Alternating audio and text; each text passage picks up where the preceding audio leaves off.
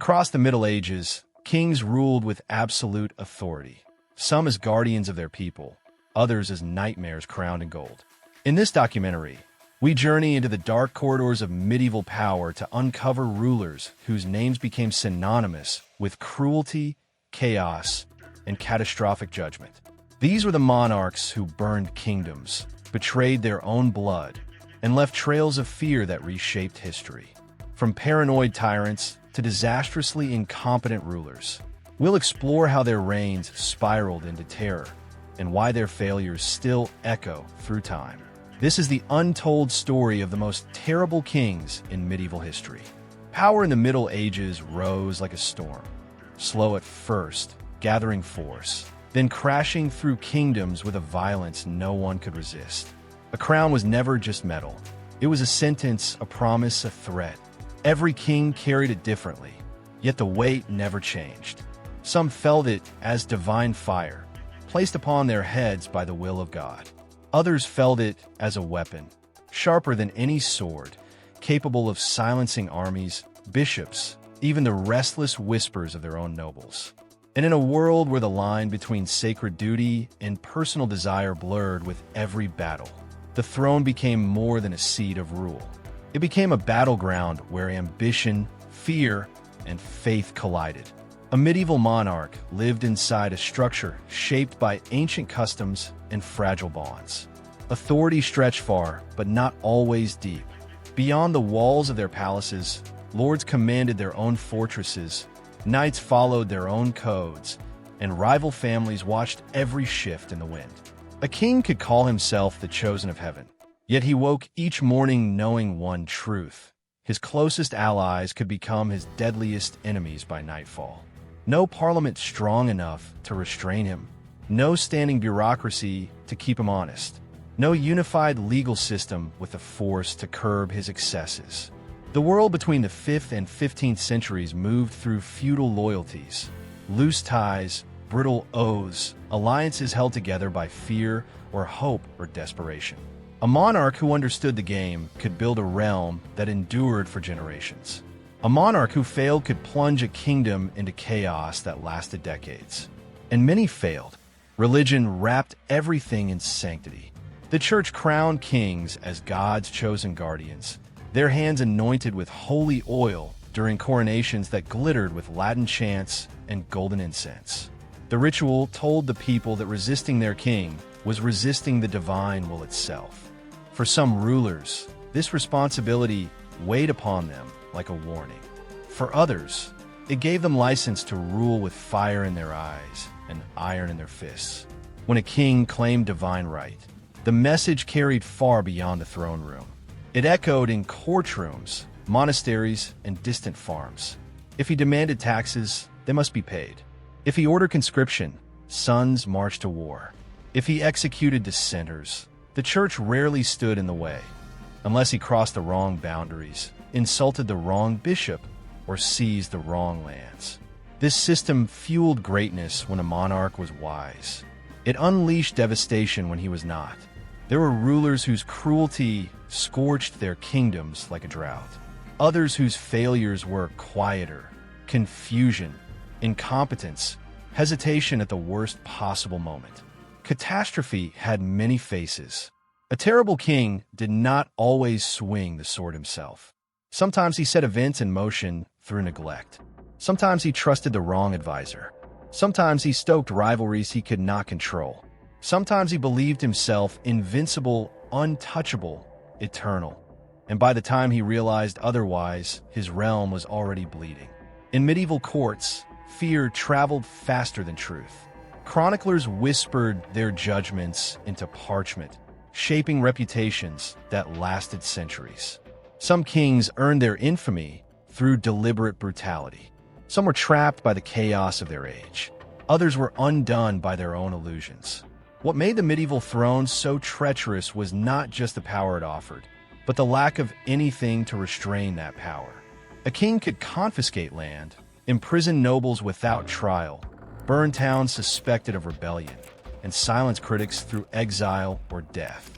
He could command armies to march in winter or lay siege to cities unprepared for war. He could drain treasuries for personal vendettas or lavish extravagance. And unless the nobles united against him, which was risky, uncertain, and often suicidal, nothing stopped him. The structure of feudal Europe unintentionally cultivated tyranny. Authority fractured into countless layers. Dukes, counts, barons, bishops, abbots, all with lands, armies, and ambitions. A weak king spent his reign fighting to keep them loyal. A dangerous king exploited these divisions, twisting rivalries into weapons. Both left scars on their kingdoms, but the scars carved by the tyrants were deeper, darker, and harder to erase. In England, France, the Iberian kingdoms, the Scandinavian realms, the Holy Roman Empire, each court had its storms. Each coronation promised harmony, and each reign risked the opposite. The medieval throne was both a blessing and a curse, steady only for those who mastered the art of control, violent for those who mistook fear for loyalty. Kings who clung too tightly to power often broke under strain. Those who held it too loosely invited destruction from every direction. Many believed God shielded them from consequences. They learned otherwise when rebellion gathered across the horizon like thunder. Some fled, some fought, some were captured and forced to sign humiliating charters. Some never made it past the walls of their own castles alive. Yet even their downfall rarely repaired the damage they caused. Citizens paid the price. Famine after failed campaigns, lost harvests, increased taxation, burned villages caught between warring factions. Merchants watched their trade routes collapse. Soldiers marched into unwinnable battles. Priests tried to soothe the terrified with promises of divine justice. Kings waged conflicts that stretched on long after their own deaths, leaving future generations to pick up the shattered pieces. The Middle Ages carried countless examples of rulers whose decisions echoed far beyond their reigns. Some sparked civil wars. Some ignited foreign invasions. Some triggered the collapse of dynasties that had stood for centuries. A terrible king rarely acted alone. His court shaped him. Advisors who whispered shadows into his ear. Nobles who manipulated his fears. Factions that pushed him toward choices he believed were his own. But the authority was his. The consequences were his. The suffering was real. Every date in medieval history carries the imprint of power misused or misunderstood. A coronation in 1199 that set England on a path toward rebellion. A treaty signed in 1356 that shifted the balance of authority in the Holy Roman Empire. A failed policy in 1378 that ignited religious revolt in Bohemia. A paranoid arrest in 1567 that turned noble families against their sovereign. Each moment shaped by a ruler who steered his kingdom into turmoil. The throne drew people who believed they alone could tame the world. Some succeeded, many fell. The Middle Ages were filled with rulers who climbed the steps of their palaces, certain they were destined for greatness, only to leave behind legacies of terror, despair, or ruin. Their stories are not warnings from fantasy. They are truths written in chronicles, carved into ruins, and preserved in the memories of nations that survived their rule. Power was sacred. Power was dangerous. Power could lift a kingdom to glory, or crush it under the weight of a single man wearing a crown. King John stepped onto the throne in 1199 with a crown heavy from the triumphs of his ancestors. Yet he carried none of their steadiness. He inherited a kingdom forged by the brilliance of Henry II and the iron nerve of Richard I. But within months the cracks began to show. The youngest son of the Angevin dynasty had never been trusted, not by his father, not by his brothers, not by the barons who watched him closely. They knew his temper, his suspicion, the sharp way he measured loyalty like a debt that could never be fully paid. From the beginning, John's reign slid toward conflict. His first test came in 1200 with the French king, Philip II, a ruler who had long waited for an opportunity to break the sprawling Angevin Empire. John's marriage to Isabel of Angoulême in 1200, while her former fiancé was a powerful French noble, ignited immediate outrage. The political insult handed Philip a reason to summon John to his court as a vassal. John refused. The refusal became defiance. Defiance became war. And the war unfolded with a kind of inevitability that no amount of royal confidence could prevent. By 1204, John had lost Normandy, a duchy held by English kings for nearly a century and a half, the heartland of their continental power. Rouen fell. Its gates opened after a desperate defense, and with it collapsed the ancient bridge between England and its ancestral seat. Maine, Anjou, Touraine, all gone, absorbed into Philip's expanding domain. Chroniclers did not forget. They wrote of John's absence during critical campaigns, of negotiations undone by mistrust, of a king who arranged plans that slipped through his fingers as easily as sand. To finance the war he could not win, John turned to heavy taxation.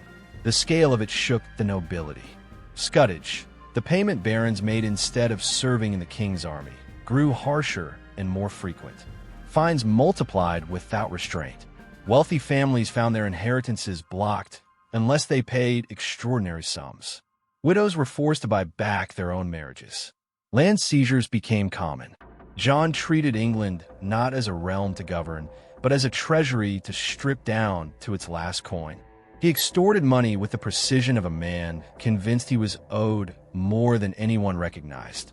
Records show vast sums demanded throughout the 1200s, reaching a climax when he imposed one of the heaviest taxes of the medieval world in 1210, a staggering levy on Jews in England, enforced with imprisonment and torture.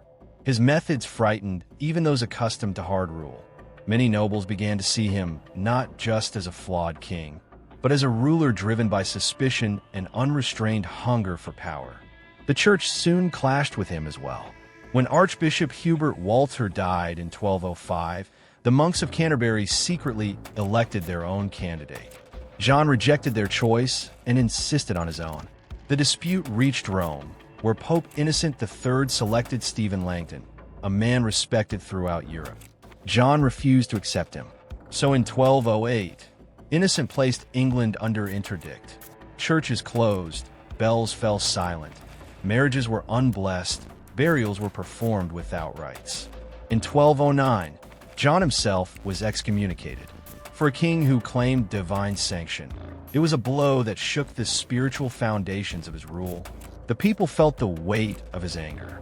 Royal justices enforced the king's will with increasing brutality.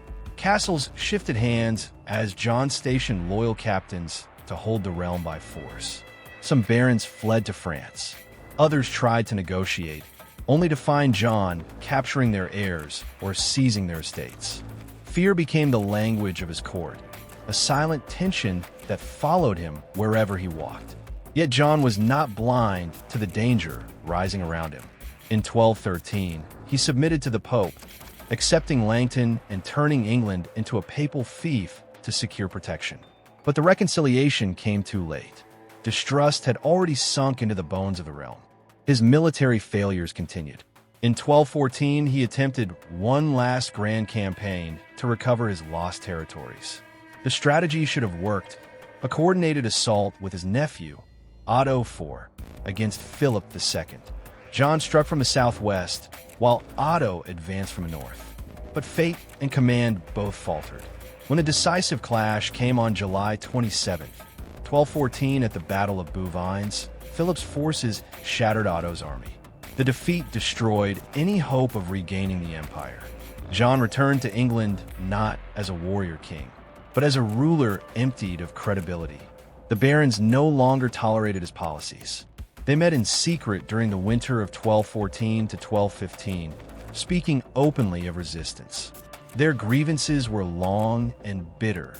Arbitrary justice, relentless taxation, unlawful seizures, military failures, and a sense that their king had betrayed the very principles of feudal duty. In early 1215, they confronted him, not with petitions, but with demands backed by armed force. John stalled, promised reforms, appealed to Rome, and tried every tactic to fracture their unity. Nothing worked. By May 1215, the barons seized London. Control of the capital changed everything. John could no longer rely on fear alone. He had to negotiate. On June 15, 1215, he met the rebel barons at Runnymede and affixed his seal to a document unlike any seen before in English history, known as Magna Carta. It sought to limit the king's arbitrary power, protect baronial rights, and safeguard lawful processes. Its clauses addressed taxes, justice, property, and royal abuses that had pushed the kingdom to the brink. John agreed under duress. He never intended to keep it. Within weeks, he wrote to the Pope and claimed the charter as a forced humiliation. Innocent III annulled it in August 1215, calling it shameful and demeaning. War followed. The First Barons' War, dragging England toward ruin while John moved across the countryside, burning towns and besieging castles with a fury sharpened by humiliation. Throughout his reign, chroniclers wrote about him with a pen dipped in warning. Matthew Paris, though writing after John's death, shaped the king's image with stark lines, calling him faithless, greedy, and cruel. Earlier chroniclers like Roger of Wendover provided the foundation. They recorded his failures, his tantrums, his grasping demands, his shifting loyalties. Their voices echoed through the centuries, turning John into the archetype of the bad king, a ruler whose legacy was measured not in victories, but in the limits placed upon his power.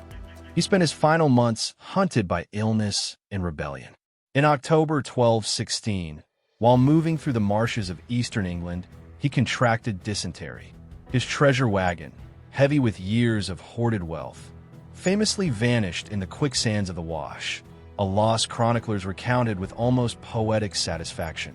On October 18, 1216, at Newer Castle, King John died at around age 49, leaving behind a 9-year-old heir and a kingdom fractured by his rule. He was born on October 10, 1332 in Evreux, a prince of royal blood on both sides. Yet his life would twist into betrayal, violence, and infamy.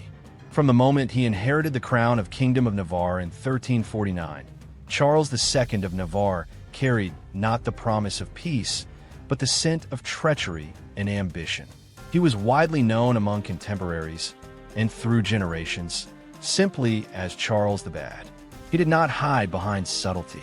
He moved through courts and battlefields alike, switching allegiances, whispering in ears, offering gold, plotting murders. Trust was a currency he refused to honor. In 1352, he married a daughter of the French king, tying himself by blood to the crown. But the marriage was not a bond of loyalty. It was a pawn in his dangerous game. He demanded lands, Champagne, Brie, Angoulême, territories once held by his mother. Those demands roused fury in the court of John II of France, and resentment coursed through the hearts of nobles who eyed Charles with suspicion. In 1354, a high noble, Charles de la Cerda, the constable of France and favorite of John II, became the object of Charles the Bad's rage. The king's allies struck in the dead of night. The constable, kneeling, begging for mercy, and then stabbed again and again. The deed was cold, calculated. His assassination echoed through Paris like thunder. The murder forced John II's hand. Properties were confiscated from the Navarrese. Tensions exploded, alliances formed, and war stoked by deception. Charles fled, returned to plotting. In 1356, he was arrested in Rouen. His hold on honor and loyalty already lost, but no chains could hold him long. By November 1357, he had escaped prison, slipping away into the shifting allegiances of war, poised and waiting. Once free, he played one side against the other: France, England, rebellious Parisian citizens, each as useful as a sword in his hands. When the civil unrest in Paris in 1358 consumed the city, Charles attached himself to the rising mob and assumed the title of Captain General, while secretly plotting deeper betrayals. But cruelty is never subtle. In the countryside, peasants revolted, the Jacquerie, and Charles's forces crushed them with merciless efficiency. Leadership he claimed, terror they received. Villages burned, innocents slaughtered, nobility shaken. And through it all, Charles stood at the threshold, smiling. When he needed money, when he needed leverage, he betrayed loyalties. When he needed power, he betrayed promises. A poisoning here, a betrayal there, all in his long ledger of cruelty. His mastery lay not in open war, but in silent knives, invisible vials, secret betrayal. Historians and chroniclers accused him. Two clear attempts to poison Charles V of France in 1369 and again in 1370, each foiled but each leaving a stain that would never wash away. He navigated the tides of the 100 Years' War as if they were shallow puddles, shifting alliances like clothes in a wardrobe. One moment siding with the English, the next making peace with the French, then turning to Spain, each shift a dagger in someone else's back, each treaty a facade ready to crumble. In 1364, the conflict over Burgundy erupted. On May 16th, at the Battle of Castile, Charles the Bad's forces joined the English-Navarre coalition, only to be shattered by French arms under the command of Bertrand du Guesclin. Defeat burned as brightly as any torch. Yet he did not fade quietly. When fortune turned against him, he retreated to the Pyrenees, to Navarre, but his ambition remained vast, bleeding outward like a poison. A claim in France, a scheme in Castile, a bargain in England, always bargaining, always betraying. Many turned away. Allies abandoned him. By 1378, his power in France had evaporated. By 1379, through the Treaty of Briones, he surrendered 20 fortresses in southern Navarre to Castilian control. His kingdom, once a player in European chess, had become a pawn. He had moved through history with cunning and cruelty, but in the end, even cunning could not outrun collapse. Diplomacy turned brittle, territories slipped, reputation crumbled. But his thirst for vengeance and control did not flicker. By the winter of 1386, his body had grown weak, his limbs failing him. Illness gnawed at the king, who had once poisoned princes and betrayed kings. Physicians in Pamplona wrapped him each night in linen cloths soaked in brandy or aqua vitae, medicine fit for a man made of fire. On the night of December 31st, 1386, or perhaps in the early dawn of January 1st, 1387, a servant, finishing her duty, reached for a candle to burn away the excess thread from the wrapping. The flame caught. The alcohol-laced cloth ignited. The king screamed. Flames devoured him. The corridors echoing with terror. The tapestries, once proud with heraldry, reflected nothing but glowing horror. He burned alive, trapped in his own bed, chained by cloths soaked in the very spirits meant to heal. For days he writhed in agony. For days he screamed while the fire left his flesh in ashes. Then, on January 1st, 1387, Charles II of Navarre, Charles the Bad, died. His reign of schemes, betrayals, poisonings, wars, and shattered alliances ended not on a battlefield, not by execution, but by a single careless spark. His kingdom fractured, his ambitions scattered like ash on the wind. His name sank into infamy, and the fire that consumed him became legend across Europe. Sancho too stepped onto the throne of Portugal in 1223, a young monarch crowned in the glow of his father's victories, yet carrying none of his father's control, none of his instinct for rule, none of the weight that keeps a kingdom from spinning into chaos. His reign began with hope, but even in those opening years, something felt loose in the machinery of governance. As if laws slipped through his fingers, and power drifted into the hands of men who understood their own ambitions far better than he understood his responsibilities. Portugal had been built through generations of struggle, frontier wars, shifting alliances, crusading fervor, and the long, grinding push against Almohad power in the south. Stability was never a gift in the 13th century. It had to be earned, guarded, and reinforced every day. But Sancho, barely more than a boy, showed little interest in the daily demands of kingship. The courts filled with petitions, reports of violence, land disputes, and complaints from noblemen whose territories had turned into battlegrounds of ambition, and the king rarely addressed them. Some waited months, some waited years, some never received judgment at all. A kingdom that fails to enforce justice becomes a kingdom where strength replaces law, where grudges ignite like dry grass, where noble houses raise their own militias to settle matters the crown ignores. By the late 1220s, that was what Portugal had become. Raid answered raid. Blood answered blood. Local lords fought over borders, river crossings, rents, inheritances, matters that should have gone before the king's tribunal, but instead rotted in silence. Townsfolk wrote to the royal chancery begging for protection as magnates burned their fields, stole their livestock, or forced their sons into private armies. Some chroniclers described entire districts where royal authority had simply vanished. Sancho too did not rule so much as drift, appearing where he was least needed and absent where he was essential. His priorities shifted like smoke. He focused on small personal quarrels, neglected the great offices of state, allowed corrupt officials to root themselves deep into administration, and ignored the warnings of bishops who tried to navigate the collapsing order.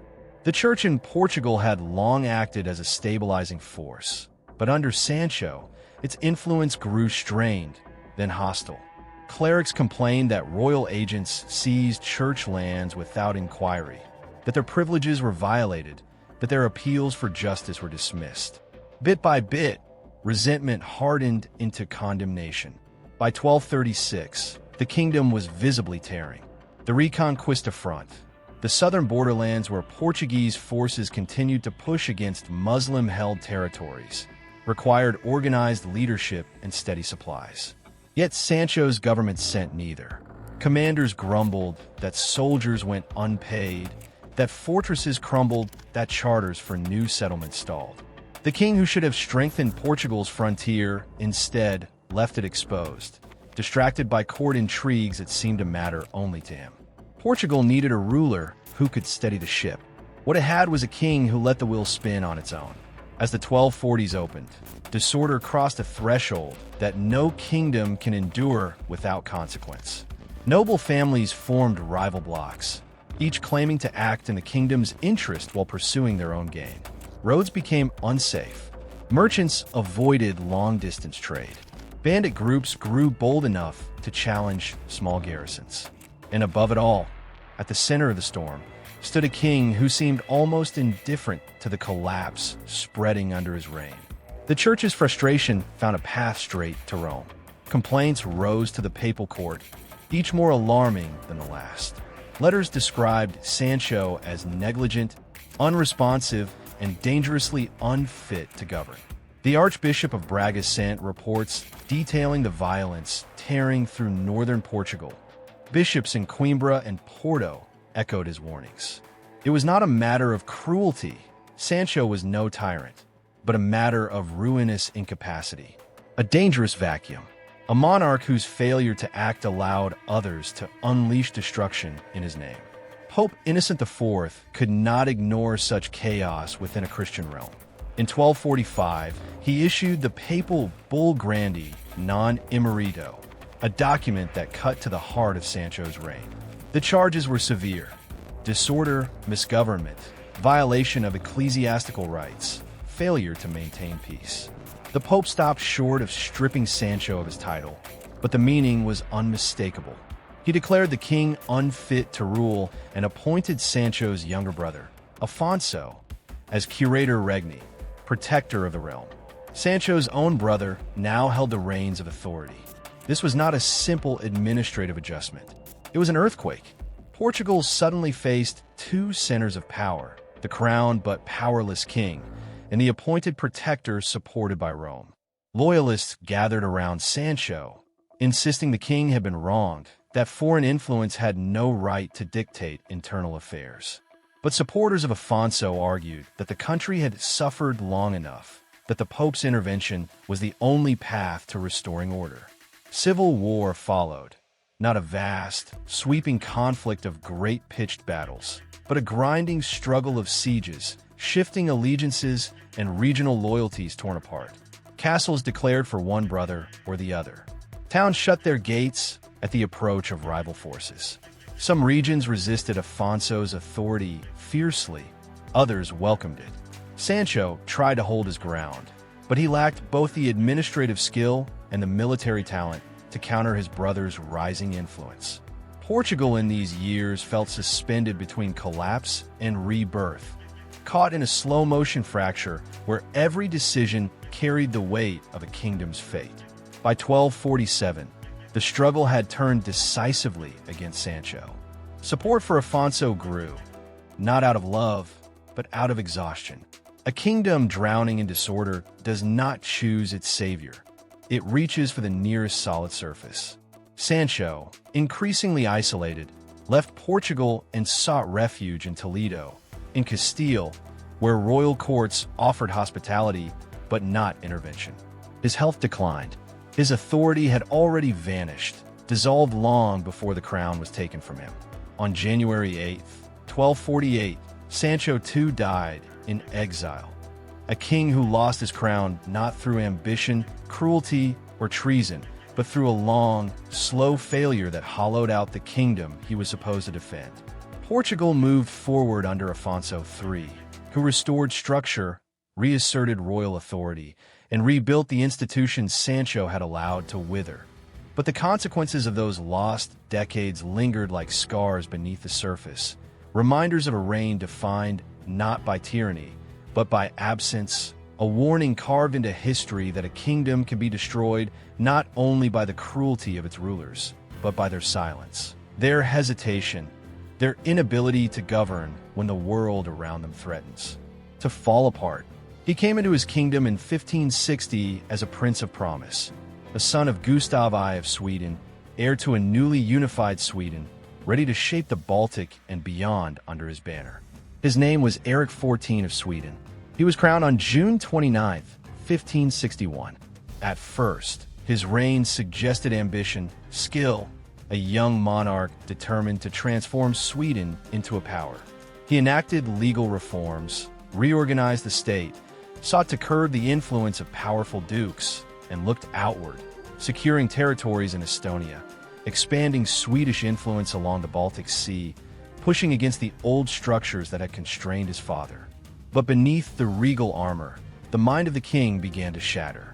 Observers noted early signs: bouts of paranoia, mood swings, growing suspicion even toward his own half-brothers. By the mid-1560s, under the pressure of war, the Nordisk Schwarzkrieg, Northern 7 Years' War, and internal tension, those signs turned into something darker.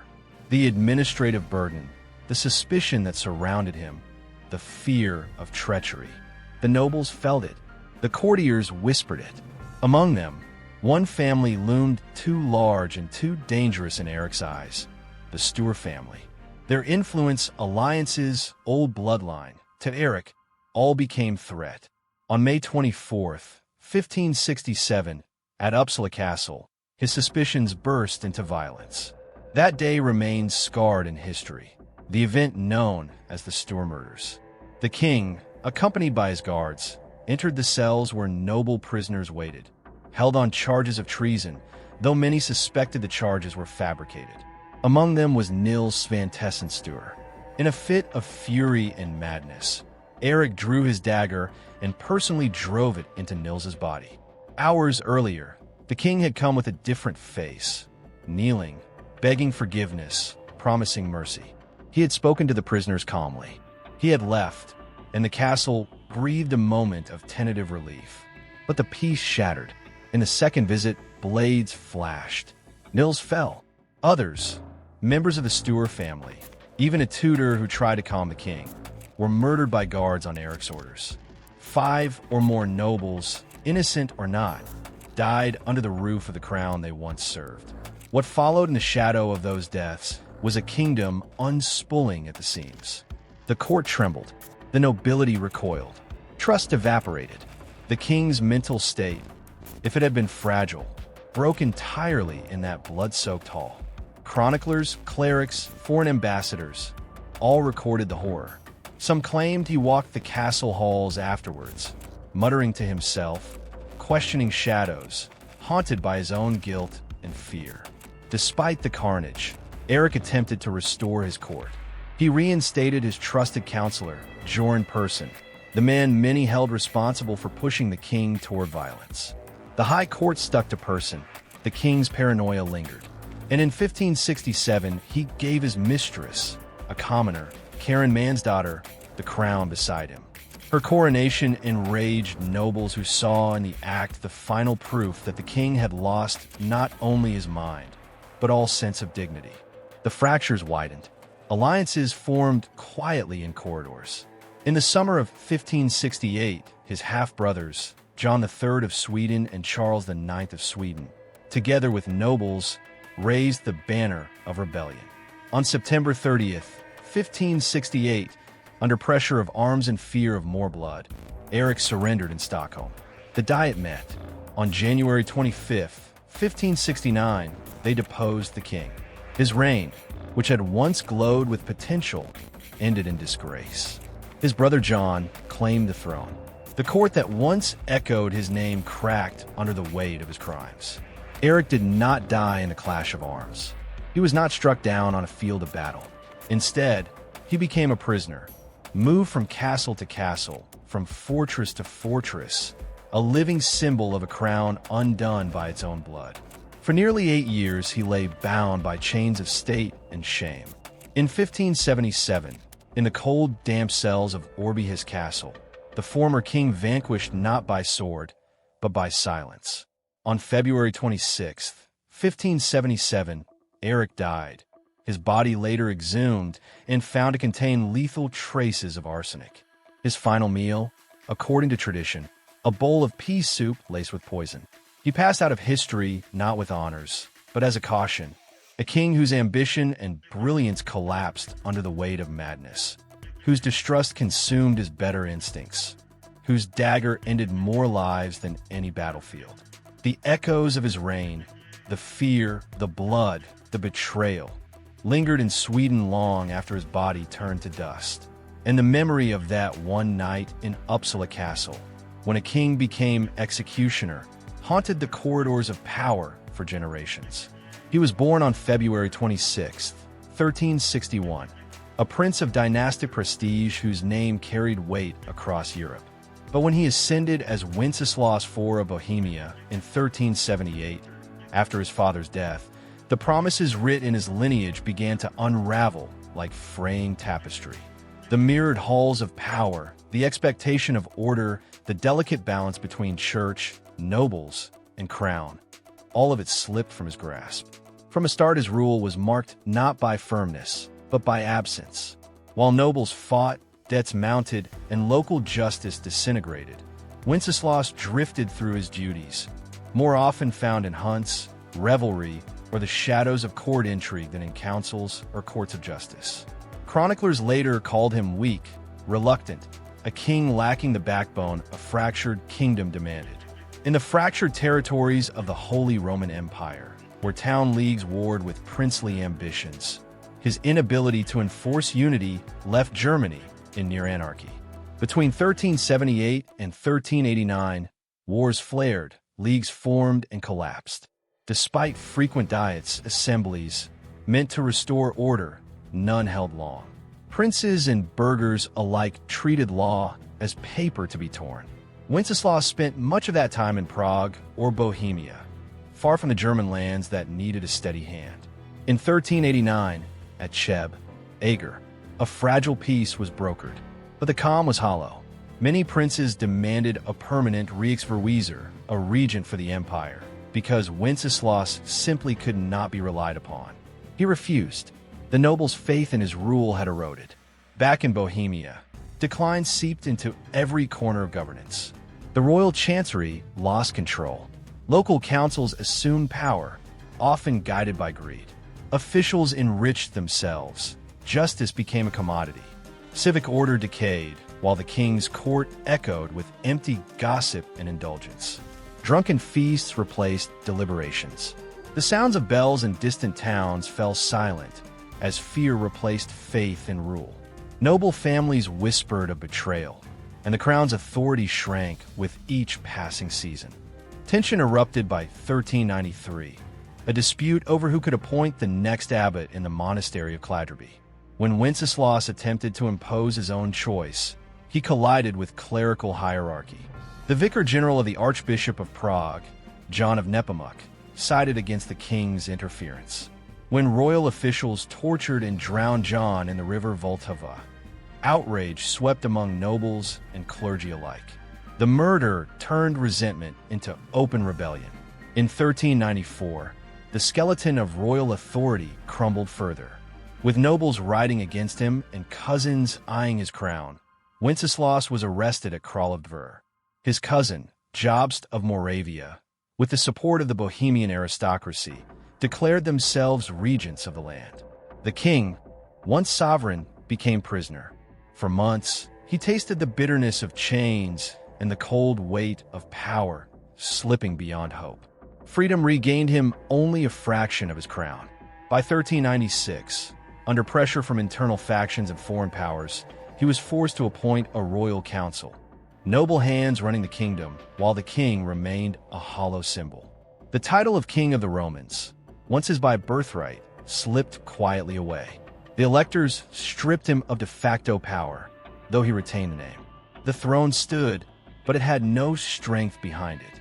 The religious tinderbox of Bohemia smoldered in those empty years.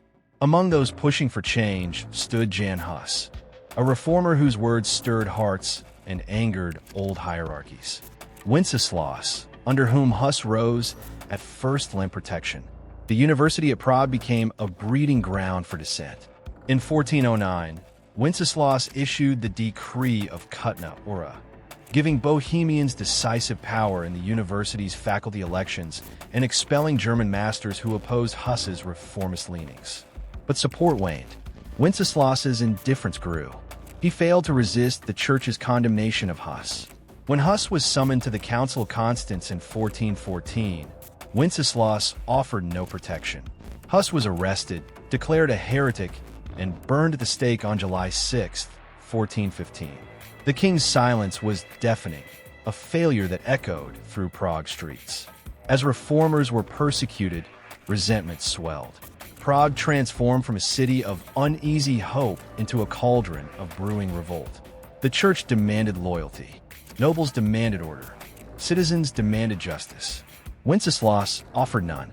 Instead, he found solace in wine, in hunting, in ignoring what threatened to consume him. Chroniclers described his drunkenness and neglect. His government operated through proxies, noble councils, regents, foreign powers, not through him. By 1418, the pressure exploded. Moderate reformers, radicals, disenfranchised nobles, outraged commoners, all aligned. The spark came on July 30th, 1419, the first defenestration of Prague. A procession led by Jan Zalivsky marched against the new city council, which the king had installed. They threw several royal councillors out of the windows of the new town hall, an act of defiance that cracked the fragile lid hiding decades of fear. Blood on cobblestones, screams in narrow streets. Authority dissolved. Wenceslaus, confronted with the ruin of order, recoiled. The halls of power that had once sheltered him offered nothing but emptiness.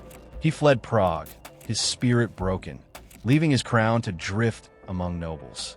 On August 16, 1419, at his castle in Kunradis near Prague, at age 58 he died, some say of a stroke brought on by grief, fear, and shame. His final breath exhaled a kingdom's collapse. Even in death, his body was only a shadow of authority. The crown passed to his half-brother Sigismund of Luxembourg, but Bohemia would no longer be the same. The bones of neglect, betrayal, and silence had taken root. The failure of one man had awakened a force centuries in the making.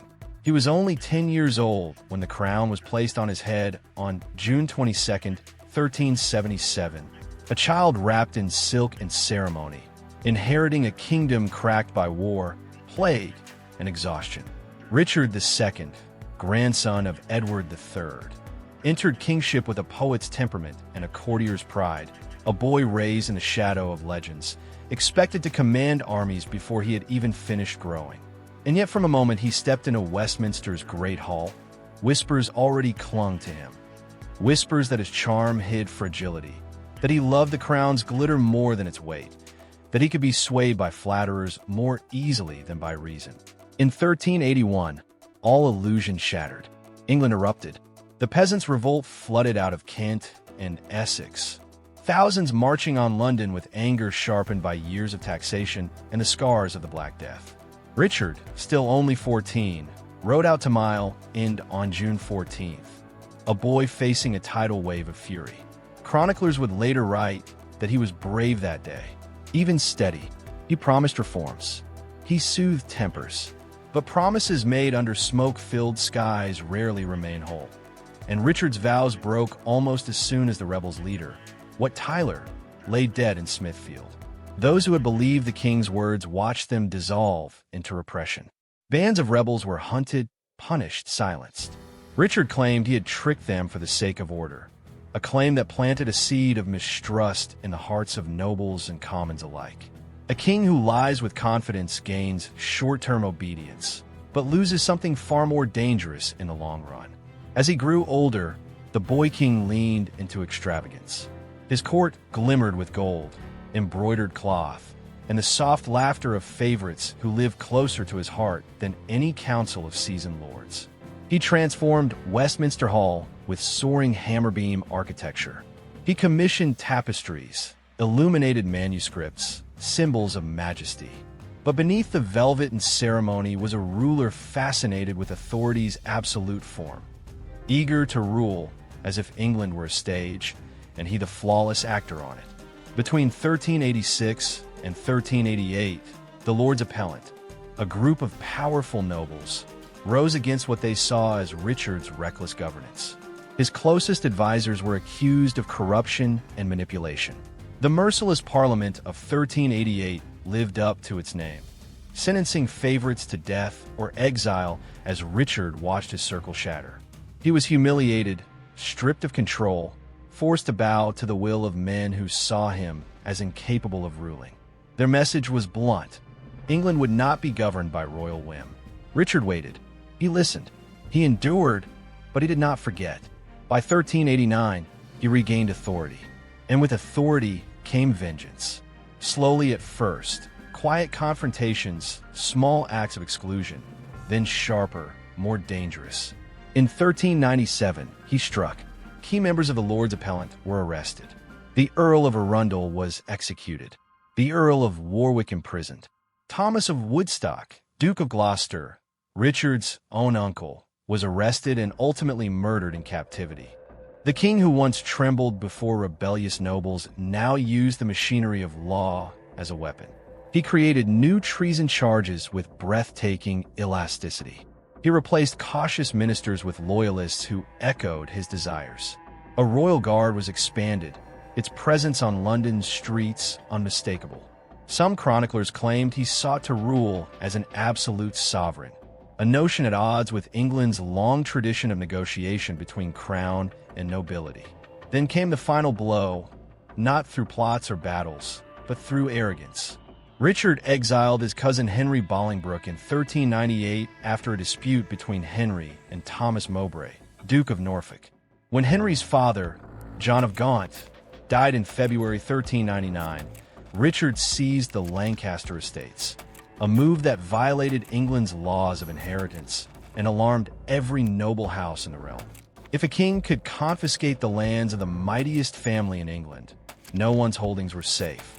Richard sailed to Ireland in May 1399 to suppress unrest, unaware that his enemies had found the perfect moment to move. Henry Bolingbroke landed in Yorkshire in June. Nobles flocked to him, not because they loved him, but because they feared Richard more. As Henry gained power, Richard's authority unraveled with astonishing speed. When Richard returned to England in August, he found the loyalty he had assumed eternal had evaporated. He was captured at Flint Castle, a king brought low not by foreign invaders, but by the bitterness he had sown at home. His surrender was quiet, almost ceremonial, a man stripped of the illusions he had wrapped around himself for years. He was forced to abdicate on September 29, 1399. Henry Bolingbroke ascended as Henry IV. The self-styled absolute monarch was now a prisoner. Isolated, watched, denied the splendor that had once surrounded him like air. His death followed months later, in February 1400, at Pontefract Castle. Whether he starved, was murdered, or simply broke under the weight of despair remains uncertain. but his body, returned to London, bore the unmistakable stillness of a man whose reach had exceeded his wisdom. Richard II was a king of contradictions, elegant, artistic, visionary in taste, yet catastrophically blind in politics. A ruler who sought to elevate monarchy into something almost divine, but who failed to understand the very people he expected to obey him. His downfall was not only the result of plots or ambitious rivals. It was the slow, relentless collapse born from pride, extravagance, vindictiveness, and a refusal to share power in a kingdom built on the necessity of balance. He ruled a land carved from forests and Carpathian slopes, a place where shifting alliances and blood feuds were as natural as the winter cold. And into that world stepped Vladislav II of Wallachia, whose name remains overshadowed by his more infamous rival, yet whose rule dripped with the same ruthless brutality that would make Wallachia a land feared across Europe. Vladislav II came to power in December 1447, following the death of Vlad II Dracul. The circumstances remain murky. Some accounts claim Vladislav had a hand in Dracul's assassination. Others argue that external powers forced the change. Either way, the result was a sudden shift of power that unsettled every noble house, every fortress, every peasant village along the Danube's sharp bends. From the first day of his rule, order was a fragile illusion. Vladislav did not rebuild bridges, he burned them. Factions within the boyar class, long divided but held an uneasy balance under Dracul, now saw opportunity. Loyalties dissolved overnight in whispers and knives. The boyars who once pledged fealty began murmuring grievances over stolen lands, broken promises, unpaid levies. Vladislav's agents enforcing new taxes, new claims, new exactions. And then came the purges. Vladislav hunted those he believed responsible for his predecessor's death, or those he merely suspected might rise against him. Chronicles, even those favorable to his line, speak of hundreds, perhaps thousands executed by his orders. Entire families stripped of their lands, their wealth, their names. Their heads taken, their properties handed to loyal retainers. The echoes of grief spread across Wallachia like wildfire. Justice turned arbitrary. Courts became instruments of fear. A man might be seized at dawn for a rumor, judged by a private council of the voivode's favorites, condemned and stripped, leaving widows and orphans to claim what little remained. The law existed only to ratify the will of one man, Vladislav II. Wallachia trembled, not from foreign invaders, but from internal collapse. Castles that once stood as symbols of defense fell into the hands of whichever faction would pay more or bow deeper. Saxon villages in Transylvania, once trading grain and flax for Wallachian wood and furs, found their trade routes blocked, their villages burned, collateral for a war of nerves, a war of domination. On November 15th, 1455, when Vladislav seized back Transylvanian possessions, his men attacked the fortress of Fugarash and, in the process, burned several Saxon villages. These were not tactical strikes against armies. They were terror inflicted on the powerless, peasants, merchants, villagers, victims of a prince who ruled with shadows and fear rather than stable authority. Meanwhile, the regional powers watched. The Hungarian magnate John Hunyadi, who had once helped navigate Wallachia through the twin pressures of Hungary and the Ottomans, saw the breakdown as an opportunity. With Vladislav's aggression against Transylvanians and Saxons, Hunyadi's patience snapped. He shifted support to a rival claimant, Vlad III of Wallachia, later known as the Impaler. For years, Vladislav clung to power, not because he was strong, but because fear made him dangerous. His rule lasted from 1447 to 1448, and after a brief interruption, again from 1448 until August 1456. But war was coming. The Ottoman tide at Wallachia's borders never paused. The great powers of the region, Hungary, Transylvania, the Saxon merchants, the Ottoman Sultanate, all turned their eyes toward the chaos, preparing to push their chips onto the Wallachian board as soon as the right moment came. That moment came in 1456. On July 22nd of that year, Vlad III led a small mercenary army into Wallachia. Near Targsur, Vladislav II and his men met them. In a grim echo of medieval custom, the two claimants agreed to settle their dispute in single combat before their hosts. Blades clashed. Steel rang sharp in the summer air. The future impaler struck the killing blow. Vladislav II fell. His reign ended not in a grand-pitched battle nor a mighty siege, but in one man's sword driven through his heart. They buried him in the soil of Dilum Monastery, Dambovita County, distant from the halls he once filled with cruelty and decrees. The date scrawled on his gravestone was August 22nd, 1456. But by then, the wheels of power had already turned. Vlad III sat on the throne, hard as iron. Vladislav II's name, though erased from triumphant inscriptions, left a stain on history. He founded, in 1453, the Snagov Monastery, a gesture almost pitiful in its attempt at piety, as though a man stained with blood might cleanse himself with stone and prayer.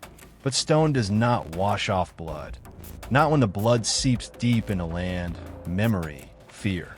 Wallachia, under Vladislav, became a mirror reflecting a larger truth, that brutality in this region was not limited to a single tyrant. The political culture of Wallachia, fractured dynasties, foreign interference, shifting loyalties, made violence ordinary. Princes rose by assassination, crushed rivals with treachery, ruled through fear, or exiled nobles to seize their wealth. It was ruthless, it was unpredictable, and it was accepted as regular life. In that sense, Vladislav II's cruelty and cunning rivaled and preceded the terror of Vlad III. When the impaler brought his brand of punishment, the memory of Vladislav's purges had already taught Wallachia how deeply power could wound. Vladislav II ruled with fear, betrayed every code of noble kinship, turned his land into a chessboard of blood and rewards, trusting only shadows. In the end, his own shadow became his enemy, his past crimes bleeding into the sword of his cousin, into the birth of a name that would be whispered with dread across Europe. Peter of Castile, born on August 30th, 1334, was a king of contradictions from the first heartbeat of his life. Crowned in 1350 at the age of 16, he inherited a kingdom already trembling under the tension of noble factions, Islamic incursions from Granada, and the lingering shadows of the Black Death. Castile's cities were alive with merchants, artisans, and farmers, while the high nobility jostled for land, titles, and influence, each believing themselves indispensable to the throne. Into this volatile mix stepped Peter, young, intelligent, proud, and already capable of inspiring both devotion and terror. From the outset, Peter sought to consolidate royal authority, asserting the crown's supremacy over an aristocracy accustomed to acting with near-total autonomy. His policies were harsh, punitive, and, in the eyes of nobles, intolerable. Estates seized, governors replaced, taxes enforced. Every act read by the magnates as an attack on their honor and their wealth. But the common people often cheered, for under Peter the justice system no longer served only the powerful. Petty thieves and corrupt officials alike found themselves at the sharp edge of royal punishment.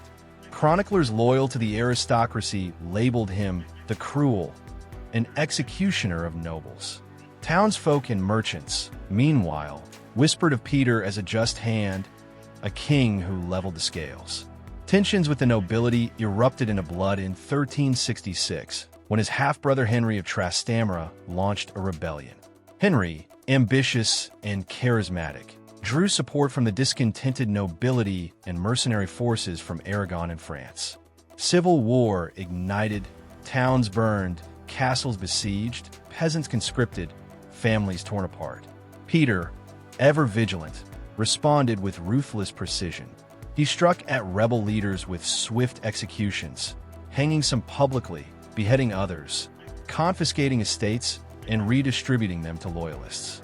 He left nothing to chance, every defector paid in coin and blood. In 1367, the conflict escalated to the Battle of Nahara. Peter, allied with Edward, the Black Prince of England, confronted Henry's forces near La Jara. The clash was catastrophic. 20,000 men met on dusty fields, swords gleaming under the Iberian sun. Peter's army, disciplined and fiercely loyal, triumphed, yet the victory was Pyrrhic. While he regained control of key cities, the cost in manpower, treasure, and loyalty destabilized Castile further. Even within his ranks, suspicion brewed. Every victory was shadowed by fear. Peter's brutality was methodical. Nobles captured in battle were not merely imprisoned. They were tortured to extract confessions or force submission. One chronicler, though hostile to Peter, admits that his precision and timing in eliminating threats was unparalleled in contemporary Europe. He did not act in blind rage. He acted to secure the throne, to demonstrate that rebellion bore a price. Yet the sheer frequency and public nature of his punishments branded him a tyrant in the eyes of many, his image forever entwined with fear and spectacle. Henry of Trastamara, undeterred by defeat, regrouped, relying increasingly on foreign mercenaries and internal conspiracies. The civil war dragged on, bleeding the land to stability. Villages along the Duero and Ebro rivers became contested zones, their walls riddled with arrows, their homes set aflame. Famine spread as harvests were destroyed, and the peasantry, caught between loyalty and survival, often turned on itself, pillaging or fleeing. Peter, aware of the human toll, pressed on. His policies were as calculated as they were cruel, yet designed to root out treachery before it could metastasize. By 1369, Henry returned with new allies and a renewed claim to the throne. Peter's final stand occurred near Montiel, a fortress of strategic importance in Castile's fractured heartland.